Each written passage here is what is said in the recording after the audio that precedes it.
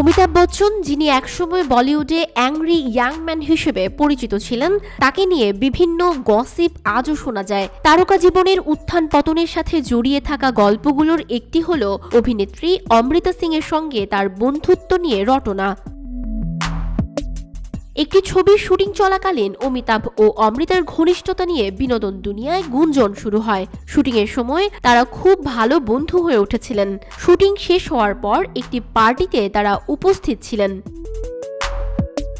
পার্টির মাঝখানে অমৃতা এক অভিনেতার সঙ্গে নাচতে গিয়ে ঘনিষ্ঠ হয়ে পড়েন। এই দৃশ্য দেখে অমিতাভ বিরক্ত হন এবং ঈর্ষান্বিত হয়ে তাকে নিজের কাছে টেনে এনে চুম্বন করেন বলে জানা যায়।